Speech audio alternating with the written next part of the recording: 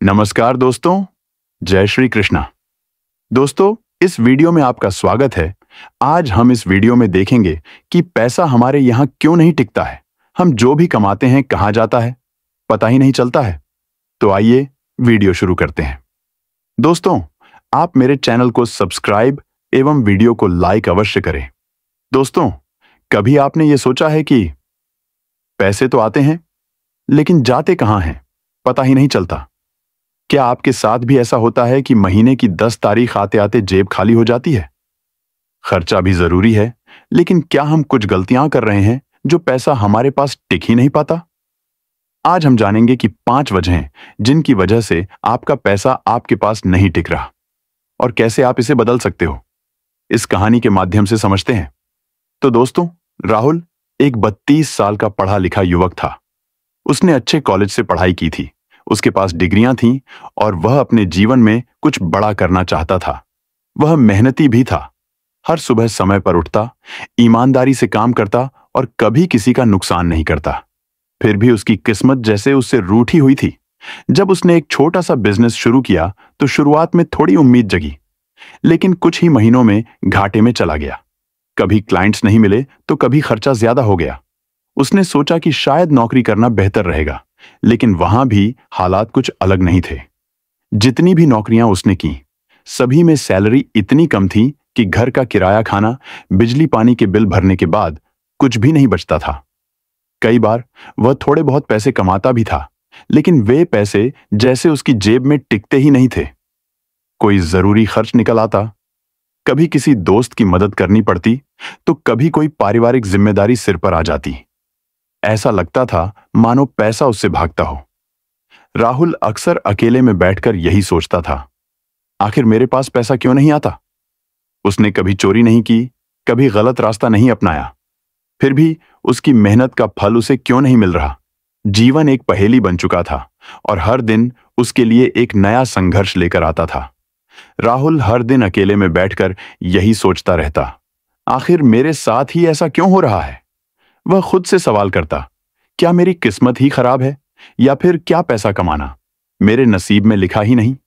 यह सवाल उसके दिमाग में बार बार घूमते रहते, जैसे कोई बंद दरवाजा हो जो खुल ही नहीं रहा हो।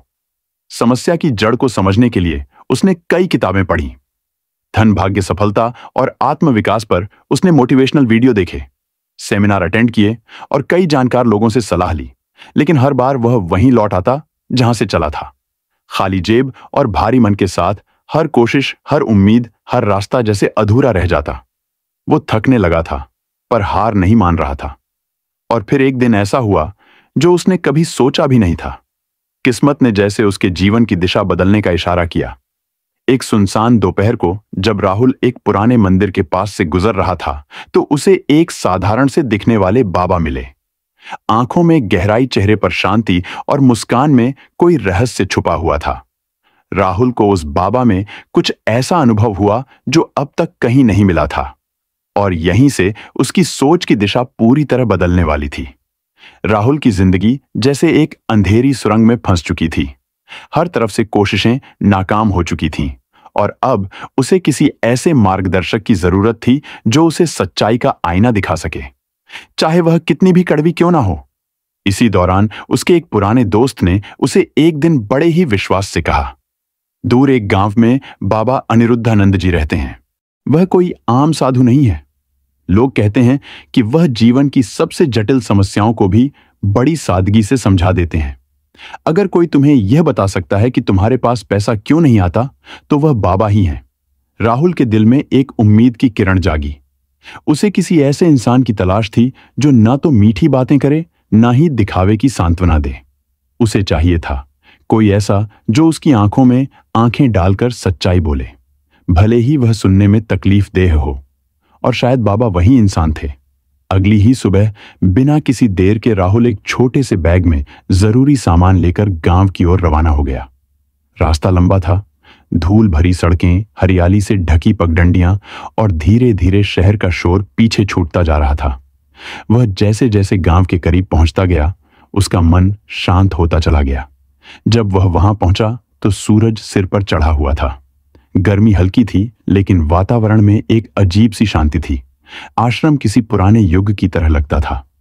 कच्चे रास्ते, मिट्टी की दीवारें और एक विशाल पीपल का पेड़ जिसकी छांव में बाबा बैठे थे।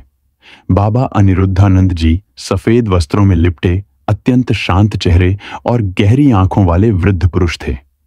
उनके चारों ओर कुछ ग्रामीण और कुछ बाहर से आए लोग चुपचाप बैठे थे। कोई प्रश्न पूछ रहा था, कोई उत्तर सुन रहा था और कोई बस उन्हें निहार रहा था। वहां का माहौल किसी मंदिर से भी ज्यादा पवित्र लगता था। राहुल ने कुछ देर दूर से बाबा को देखा। उनकी आंखों में ऐसा ठहराव था मानो वे संसार के हर सवाल का जवाब जानते हों। वह जानता था यही वह क्षण है जहां से उसकी जिंदगी का असली सफर शुरू होगा। राहुल धीरे धीरे बाबा के पास गया और बिना एक पल गवाए श्रद्धा से उनके चरणों में झुक गया। उसकी आंखों में बेचैनी थी, दिल में वर्षों की थकान और होठों पर बस एक सवाल। उसने विनम्रता से पूछा, बाबा, मैं बहुत मेहनत करता हूं, पूरी ईमानदारी से, लेकिन फिर भी मेरे पास पैसा नहीं टिकता। जैसे आता है वैसे ही चला जाता है। आखिर ऐसा क्यों होता है? बाबा ने उसकी आंखों में गहराई से देखा। वहां वे सारे सवाल तैर रहे थे जो राहुल ने कभी किसी से कहे भी नहीं थे। निराशा, असहायता और भीतर ही भीतर टूटा हुआ आत्मविश्वास। बाबा हल्के से मुस्कुराए, जैसे उन्हें पहले से सब मालूम हो। फिर उन्होंने शांति से कहा, बेटा, इस सवाल का जवाब देने से पहले मुझे तुम्हारी कुछ बातें जाननी होंगी। एक मनुष्य का जीवन उसकी आदतों से बनता और बिगड़ता है। तुम बताओ, जब तुम्हारे पास पैसे आते हैं तो सबसे पहला काम तुम क्या करते हो? राहुल थोड़ा सकुचाया। उसे महसूस हुआ कि शायद सवाल आसान था, लेकिन जवाब मुश्किल। फिर उसने हल्की आवाज में कहा, बाबा, जब भी पैसे मिलते हैं सबसे पहले मैं अपने जरूरी खर्चे निकालता हूं। घर का किराया, बिजली पानी के बिल, खाने पीने का सामान, ट्रैवल का खर्चा और जो कुछ बचता है उससे जरूरी चीजें खरीद लेता हूं। बाबा ने सिर हिलाया और पूछा, और उसके बाद राहुल ने थोड़ी देर चुप्पी के बाद जवाब दिया, फिर जो थोड़ा बहुत बचता है उसे या तो दोस्तों के साथ खा पीकर खर्च कर देता हूं या फिर कभी कभी कोई ऐसी चीज खरीद लेता हूं जो मुझे उस वक्त पसंद आ जाती है। मन करता है तो उड़ा देता हूं। बाबा कुछ देर तक चुप रहे।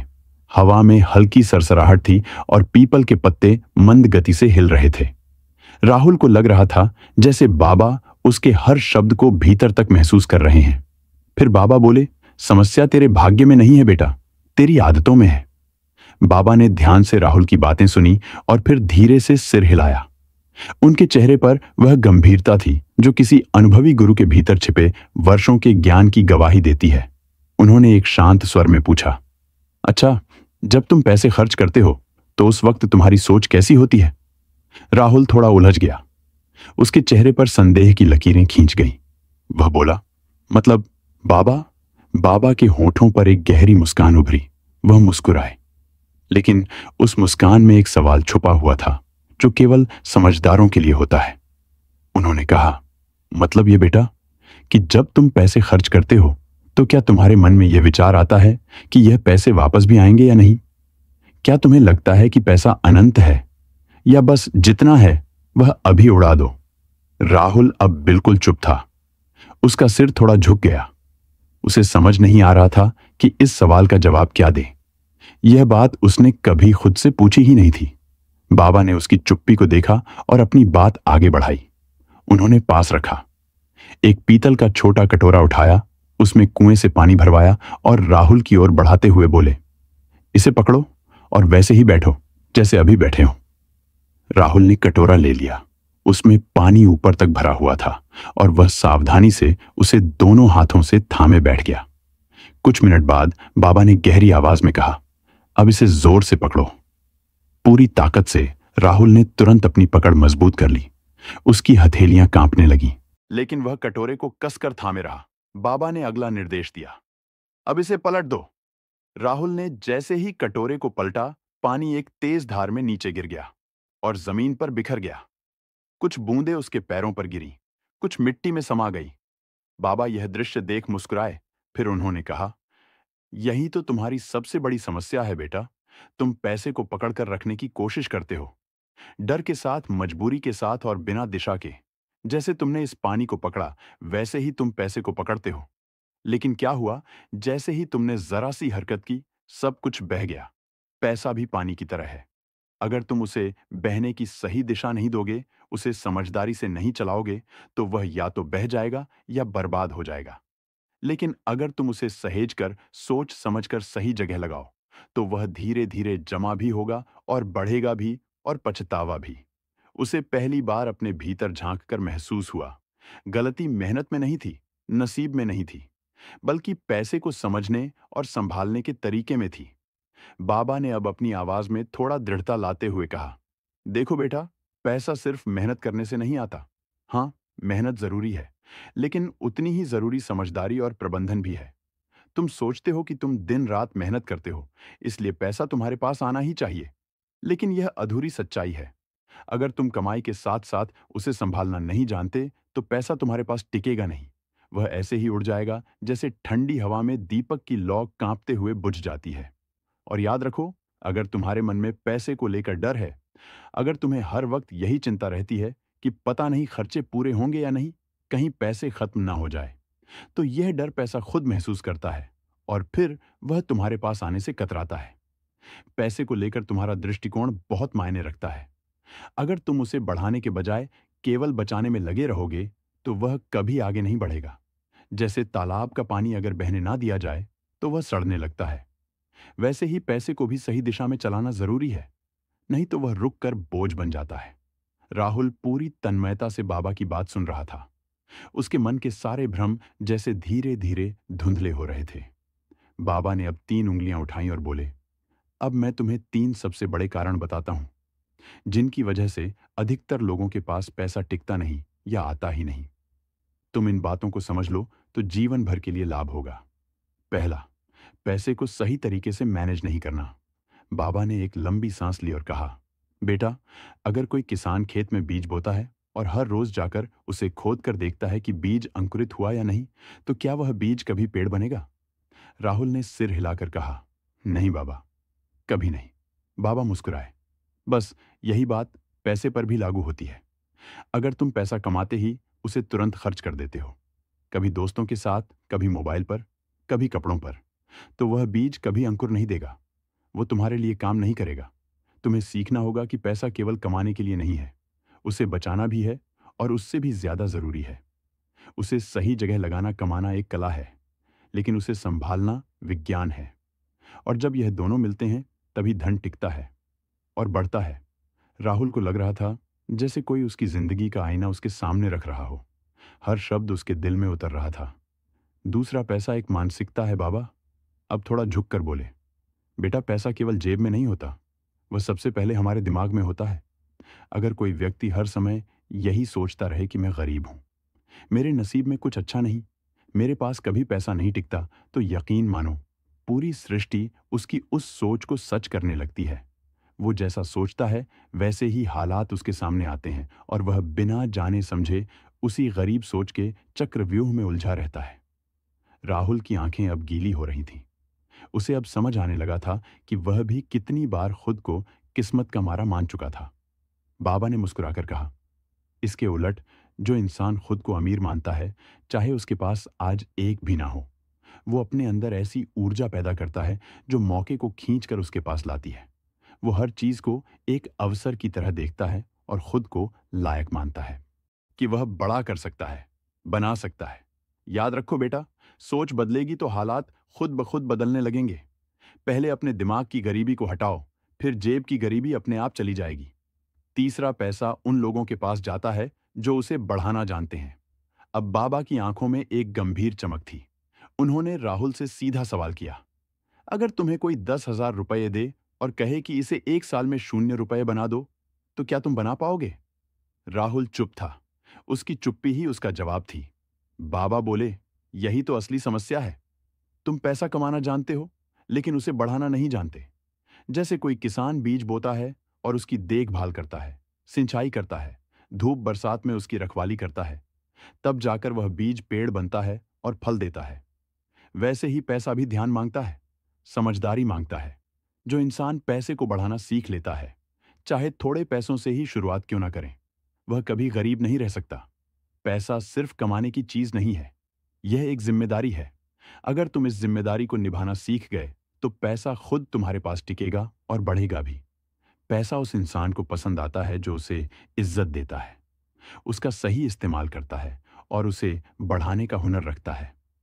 राहुल अब जैसे जाग गया था, उसे महसूस हो रहा था कि आज पहली बार किसी ने उसकी असली समस्या को नाम दिया है और उससे निकलने का रास्ता भी दिखाया है। बाबा की बातें राहुल के जहन में जैसे हथौड़े की तरह गूंज रही थीं। हर शब्द, हर उदाहरण उसके पुराने सोच के किले को ढा रहा था। वह अब समझ चुका था, मेहनत जरूरी है, लेकिन सिर्फ मेहनत से पैसा नहीं आता। पैसा तब आता है जब सोच बदलती है, जब उसे संभालने और बढ़ाने की कला आती है। उस रात राहुल आश्रम में नहीं सो पाया। वो बार बार अपने जीवन के बीते पलों को याद करता रहा। वो पैसे उड़ाना, बिना सोचे समझे खर्च करना, खुद को किस्मत का मारा मानना, अब सब कुछ उसे एक भारी भूल लग रहा था। सुबह होते ही उसने संकल्प लिया, अब से जिंदगी उसी रास्ते पर चलेगी जो बाबा ने दिखाया है। राहुल ने पहला बदलाव अपनी सोच में किया। अब वह खुद को गरीब कहना छोड़ चुका था।